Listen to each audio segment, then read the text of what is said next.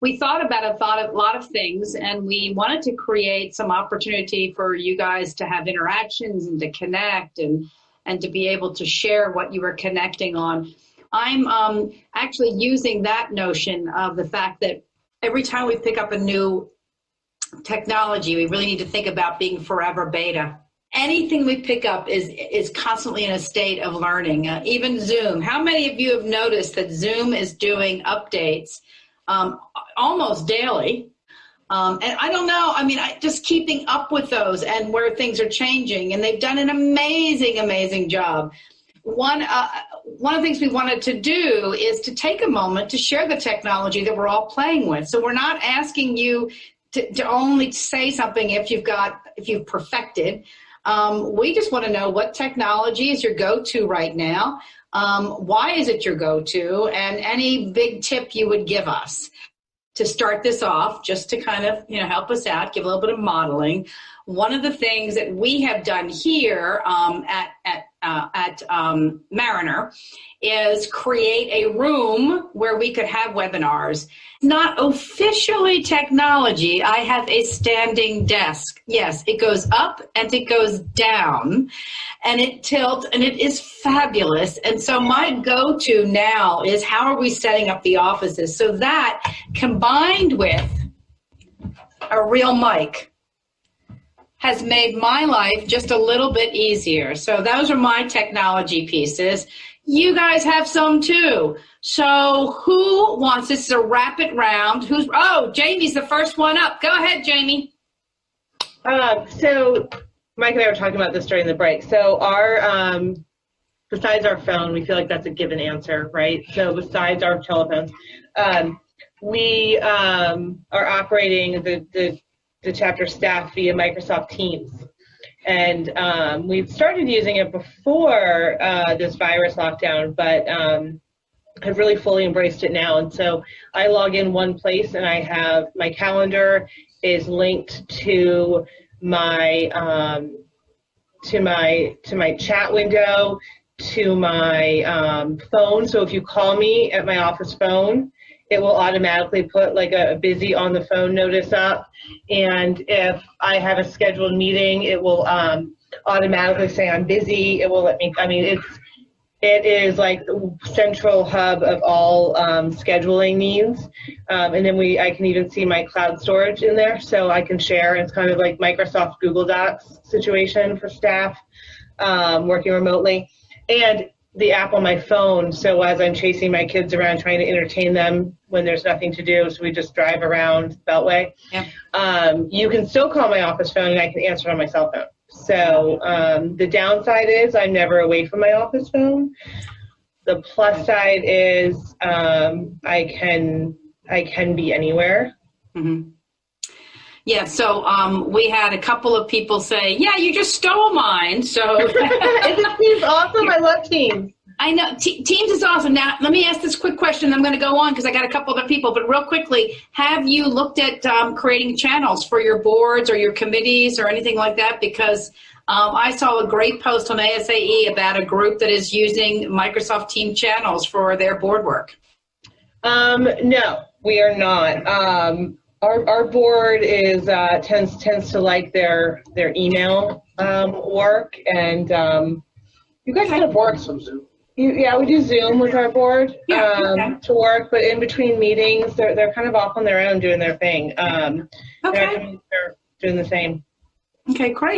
But I have seen that chatter on ASAE as well. Yeah. It's kind of interesting, yeah. Okay, so Melanie, you raised your hand, but you also said that Jamie stole it. Do you have something else? I find it very useful for the chat function. It doesn't clog down my email box because of the chat function, which is a huge time saver, not to have 100 emails that I could have answered in 1 second through Teams. See how we just adapt so quickly now, right? Robin. A tool that I absolutely love to use, and I manage a couple of different associations. CAI Kentucky is pretty small, so like you, Peggy, I do a couple of different associations, but a tool I love to use across the board is Canva. I don't know if any of you are familiar with Canva, but it's like the best tool ever. It is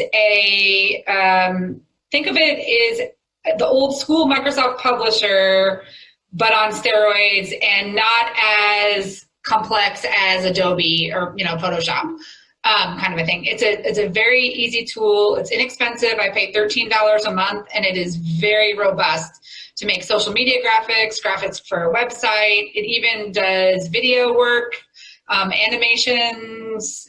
You can add music to it. It's very robust, and there's a lot of online tutorials about it. You do not have to be a graphic designer. I mean, I am a marketing person, but I have put other people on it who are not marketing people, and they really like it as well. Great. Love that one. And I see that at least 2 other people on the line agree with you. So good thumbs up. So who else wants to share? Yes to Canva, and you don't have to pay for it sometimes if you can get away with using the cheaper free graphics, which we do because I'm cheap. But it's great. It's super easy to use. We've made flyers. We've made sponsor poster boards. You just download them and then you print them at Costco. But something that we are using because of all of these digital things and video editors are really expensive is we have downloaded DaVinci Resolve 16. It is a media manager that a lot of the professional video editors use in studios, but you can get the free version online, and that is how we cut our videos. So we ask our sponsors to send us in 20-second promo videos like Peggy was talking about at the beginning of a program, and we cut it together. So when it gets uploaded, it's forever there, staying with the sponsor logo. And also Fiverr.com has a lot of freelance people who use, we actually had our logo animated 30 different ways for $25 with music that we could then cut onto our videos and use forever. And they have different ones from social media graphics to whirlpools swirling in with your logo and whatever tagline you want to add, and it's great. I was just wondering, could you show us that mic again? That's one thing I'm not doing on all of my, all my stuff, on my webinars. I am still using, just the audio in my laptop. And so does that plug into your laptop? I'm sorry, you guys, I'm so naive on this kind of thing, but I think if we're going to keep doing this, this is probably well worth an investment. Yes, it does plug in. And we ordered it from Amazon, came right away. Comes in colors. This is Merlot, and I'm a wine drinker, so naturally we picked Merlot because there's got to be a reason for the color, right? Yeah. And it is a directional mic, so it has allowed us to cut down on some of the other stuff that happens. It's really designed for facilitating, speaking, podcasts, those kinds of things. Oh, yes, Tony says we have the same mic for the podcast. Yeah, no, I was just going to say, as far as technology and go-to, one thing that I think is very interesting on that is I made the switch about 3 years ago to a cloud-based case management system. And as an attorney, obviously, we generate so many documents that just purely for the environment, us switching to a paperless system is probably a good thing. But that's invaluable for me. I don't know how I really worked as a lawyer almost before then, other than breaking my back going to the courthouse, carrying banker's boxes of documents, and now I just take my laptop. Yeah. But having my entire office with me wherever I go, I take it when I interview with community associations, meet with my boards, I always have my laptop with me, and that cloud-based case management system, and lawyers just in general moving to paperless systems and the challenges that we have with confidentiality that extends to emails, documents that we share. There's a lot of testing going on, I think, amongst the legal profession as far as how we shift to paperless systems and these forms of communications that people can potentially compromise. And the confidentiality issues that go along with that. So for me personally, it's my cloud-based case management system and learning how to use that and be careful and be mindful of my obligations as a lawyer. There's a couple of things, and it only took me like 10 weeks from working at my kitchen table to figure this out. But a couple of things. One is I actually brought, which you can see behind me, my office chair up from my basement office. I like working in my kitchen because I've got windows all around me and it's better light for the Zoom calls. I'm closer to where my daughter is in the house, all those things. So I finally brought my office chair up after 10 weeks, and my back is a lot better. That's one thing. Thing number two is this little stand. If I could somehow turn my computer around, you can see this little stand set up that I have on my desk. That was another thing that I did. It was pretty inexpensive on Amazon. It was like maybe $40, but I saw ones that were like $25. And that allows, for a couple of things, it allows me to look directly at my computer when I'm doing a Zoom. And it's making my eyes better because I was looking down all the time at my kitchen table. And then I bought a second keyboard that I could just use with I have a Surface laptop. That way I can keep my thing up on the Zoom and still be typing as opposed to trying to type on top of the stand. And then the other thing is, because I've been having my computer and my mouse and all this stuff on my kitchen table, which is a pretty nice wooden kitchen table, I actually bought this little, it's almost like an old-time desk blotter, but it's kind of like a wipeable, I don't know if it's a real leather or a faux leather, but it serves as kind of this big mat underneath, and it's responsive for my mouse, and it's not scratching my table anymore. And on the weekends or whenever I'm done, if I actually want to actually sit here to eat, I can roll up the blotter and put it away. Great. What I wanted to share was kind of on the tail end of the Black Magic device. I bought what's called an ATEM Mini. My feelings are that if I'm going to do these seminars for our clients and or even do annual meetings remotely, I want to be present. And this little ATEM Mini lets me use my screen as I can just go from my. Well, now that I'm trying to just show it, it's not working. But the different video settings you can change on this ATEM Mini and just let it go with your camera, and it'll play videos that you've made on the samples with the lower thirds, the resolution screens. But this ATEM Mini lets me use my webcam with up to 4 screens and a still shot. Right. With the age of making and doing presentations, that quality presentation, looking professional, I think is very important. Now, you mentioned a high quality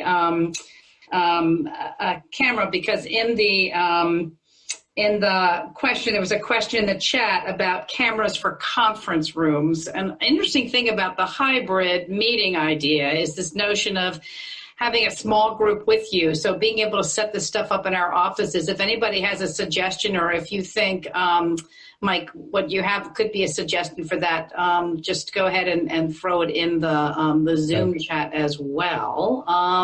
Katie. I love all of Robin's ideas about the riser for your laptop and bringing in your desk chair makes a huge difference. But I'm old school, you guys. Don't forget, if you need a mouse. It works so much better than constantly going around your keyboard. It's a green screen that you slide on the back of your chair. Also not that expensive either. Yeah. And these are portable, these WebArounds, they just fold right up, have a little case, so you can take it anywhere and use it anywhere. So yeah. I mean, part of the reasons for showing you the drivers in part is to make sure you realize that the investment we're making in learning the technology and in finding the right technology is something that's we're going to carry into the future. None of this stuff is something that's going to go away. The one that I find myself using more is Adobe. Like if you have the whole Adobe suite, which I know is a little pricey, but to be able to separate and combine documents when you don't have like a full office setup has been a lifesaver for me at home. Nice. Yes, Michelle, Slack is another great one. A great way to create some channels in there as well. It's called Web Suite. Kind of encompasses e-bulletins, website updating, database. I have one tool that I use for everything. It's like having another employee for me. I could not do what I do without it. You know, I use Constant Contact all the time, but the problem is I try to put in graphics and nobody ever opens my graphics. And so it doesn't always look so exciting. Is there any way that you guys get people to open your graphics? One of the things that we're going to have to be more and more aware of is that more and more messages are going to be right here. And in many cases, people's settings are to not download pictures. Even in my email Outlook, I have to not download pictures. So if I see something that's interesting or intriguing, then I click download photos. So more and more, we're going to find that because people just don't want those on the space. One of the things that I think is going to become even, I don't say don't do it. I would just say that your subject line is going to be the most important thing when you're doing emails. The subject line is what's going to get somebody to say download those images and to take a look at the larger thing. We still do a graphic rich, but we use MailChimp and you can see what it looks like if you go to the text version or the mobile version. And we play things around to do it, but your subject line, that's going to be the secret. And you know what, guys, you can put emojis and things in your subject line. So explore that because that's another way of doing that. And apparently one of the things about subject lines that has been tested and shows is when you do a call to action in brackets. So you might say COVID update Thursday and in brackets, register now. And apparently what they're finding in their marketing and research is that brackets with a call to action are get people to respond. So play around with some of that. I thought that basically if you use brackets or exclamations or anything in your subject line, that it put it into spam. People spam automatically, and so they didn't even get the email. Have you guys found that, or that's not true? That's a misnomer. So, Joan, we put my marketing manager loves to use like emojis and exclamation points, and fun stuff to make things fun, especially right now. And we use Constant Contact. We have not seen an increased number of getting caught in spam or anything like that since she started doing that. So I see that Leah has asked if anyone is using a program or a site to host or recorded webinars so members can access them later, but then she adds the caveat so members can pay to view them. YouTube does have limitations. There is a plugin if you use a WordPress site. I don't know if you guys use a WordPress site. I believe it's called Member Suite, but there is a plugin that is a members only area that creates a paywall for you. That might be the answer because I know we host videos on our WordPress site and we've never had a problem with it. We have our free webinars are getting posted on YouTube because they were free to begin with, so they can be free forever, right? The ones that are being paid for, we record everything obviously, so we have a library. We're going to start letting people know that if they missed it, they can still pay for it. They'll go through the regular registration process, and in their confirmation email, the link to the recording will be there. So they'll have to process payment to get the link to that individual webinar. So that's how we're going to control that.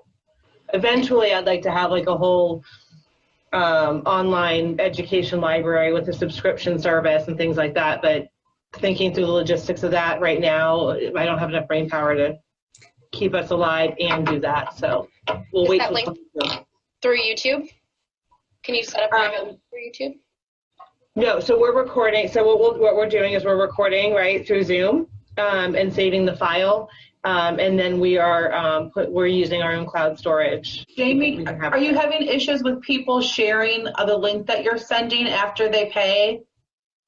Yeah, I mean, I think that's just the unfortunate side of that. Now, if they want the information, they get the information. They're going to share it.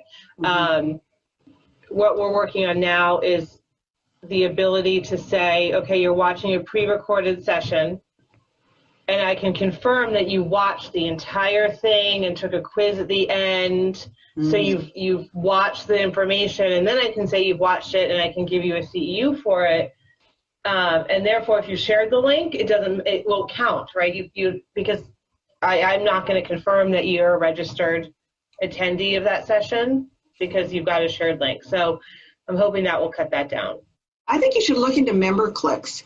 They create a landing page with you so that can interact with your website so that you could have somebody. I've created what I call a learning library and put it on my homepage, and people can click on it, and it takes them over to a landing page that has our logo, high rises of LA, looks like it's part of our website. I've been uploading all of our videos to that, our webinars, and you can monetize them. You have to use their monetizing system. It's kind of like PayPal, but it's their version. You have to use that, but still, it's working for me. So you may want to look into it. I know it costs, but I figure if I get, the $25 a month, if I even get one person paying to view the video after the fact, it's worth it. Yeah, thank you. Thank you. I know that part of this does require for us to take a step back and think about our content strategy.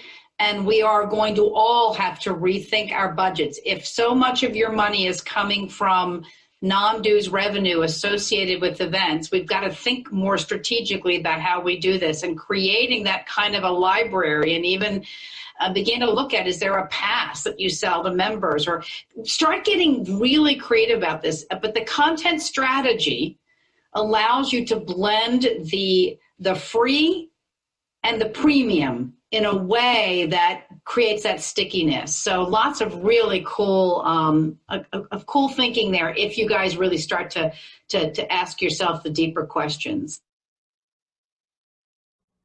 If you have any questions, please contact a member of the Chapter Relations team or email chapterlearning@caionline.org.